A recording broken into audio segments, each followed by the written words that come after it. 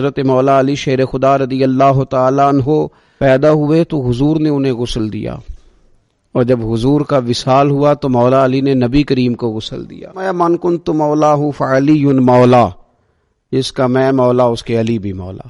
حضرت علی فرماتے ہیں مجھے اس اللہ کی قسم جس نے دانے کو چیرا، اور مجھے اس رب کی قسم جس نے ہر جان کو پیدا کیا، مجھ سے خود نبی پاک نے فرمایا تھا علی تم سے صرف مومن ہی محبت کرے گا، اور حضور نے مجھ سے قسم اٹھا کے فرماتے ہیں مجھ سے نبی پاک نے فرمایا تھا تم سے صرف منافق ہی بغض رکھے گا۔ تو نبی پاک صلی اللہ تعالی علیہ وسلم نے فرمایا علی مجھ سے ہے اور میں علی سے ہوں، اور فرمایا علی ہر مومن کے ولی ہیں، یعنی ہر مومن کے دوست ہیں علی۔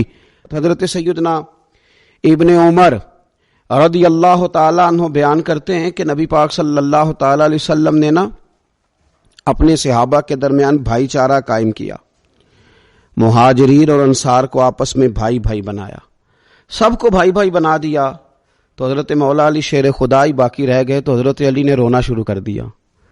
تو کریم محبوب علیہ الصلوۃ والسلام فرمانے لگے روتے کیوں ہو؟ عرض کی یا رسول اللہ آپ نے سب کو بھائی بھائی بنا دیا ہے اور مجھے کسی کا بھائی نہیں بنایا۔ تو یہ ترمذی شریف کی خوبصورت حدیث دیکھیے گا، حضور نے فرمایا انت اخی فی الدنیا والآخرہ، علی تو دنیا میں بھی میرا بھائی ہے اور آخرت میں بھی میرا بھائی، تو میرا بھائی ہے دنیا اور آخرت میں۔ حضور نے انہیں بھائی کہا، انہوں نے کبھی نبی پاک کو بھائی نہیں کہا، انہوں نے ہمیشہ یا رسول اللہ ہی کہا۔ حضور نے فرمایا میں علم کا شہر ہوں اور علی اس کا دروازہ ہے۔ حضور صلی اللہ تعالی علیہ وسلم نے خیبر کے دن فرمایا تھا صبح جھنڈا اس آدمی کے ہاتھ میں دوں گا جس کے ہاتھ پہ اللہ فتح عطا کرے گا، اور فرمایا بندہ وہ ہے جس سے اللہ اور اس کا رسول محبت کرتے ہیں اور وہ اللہ رسول سے محبت کرتا ہے۔ تو صحابہ فرماتے ہیں سارے منتظر تھے کہ صبح میری باری لگ جائے، میرا نام آ جائے، سب کو شوق تھا یہ سعادت لینے کا، لیکن حضور نے صبح فرمایا عین علی ابن ابی طالب، علی ابن ابی طالب کہاں ہیں؟ تو کہا یا رسول اللہ وہ تو خیمے میں ہیں، ان کی آنکھوں میں تکلیف ہے۔ فرمایا بلاؤ نا۔